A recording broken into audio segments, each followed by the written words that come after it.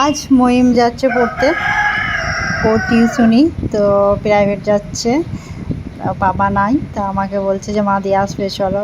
তো এই মাঠে মাঠে যাচ্ছি, কারণ রাস্তা দিয়ে গেলে অনেকটাই দূর, তো অতটা দূর যাবার থেকে ওই মাঠে মাঠে যাওয়াটাই অনেক বেটার।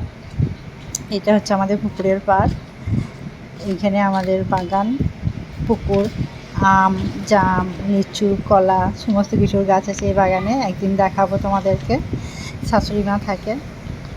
তো এইগুলো হচ্ছে আমার চাস্তো জায়ের বাড়ি, এটাও একটা চাস্তো জায়ের বাড়ি, এটাও একটা চাস্তো জায়ের বাড়ি। আমি বলছি তাড়াতাড়ি চলো, আবার মেঘও আসছে। তো ও হাঁটতে পছন্দ করে না, তা হাঁটতে চাইছেও না, তাই তাড়াতাড়ি করে একটু চল, তো একটু তাড়াতাড়ি গেলে হবে। তো যাচ্ছে, বৃষ্টির কারণে সমস্ত গাছপালা কত সুন্দর সবুজ হয়ে গেছে, যেখানেই তাকাবেন সবুজ আর সবুজ, ভালোও লাগে দেখতে, আর বৈকালের মধ্যে হাঁটতেও ভালো লাগে। তা আর বেশি দূর নয়, অল্পই রাস্তা, চলেই এসছি, আর সামান্য একটু। এই বাড়িটার পেছনেই বাড়ি, রাস্তা দিয়ে গেলে অনেকটাই ঘোর হতো, কিন্তু এই মাঠে মাঠে যাওয়া মানে অনেকটাই তাড়াতাড়ি চলে আসবো। তাই আমি বলছি একটু তাড়াতাড়ি করে পাটা এগোও, তাহলেই চলে যাবো।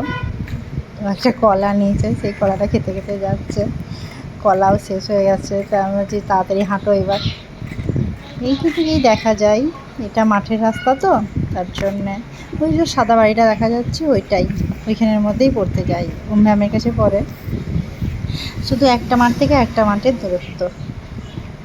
তা বলছে মা দেখো গাছপালাগুলো কত সুন্দর লাগছে দেখতে, আর মেঘও আসছে হালকা হালকা, মনে হচ্ছে যেন বৃষ্টি নামবে, আবহাওয়াটা দেখতে কত সুন্দর লাগছে একটু।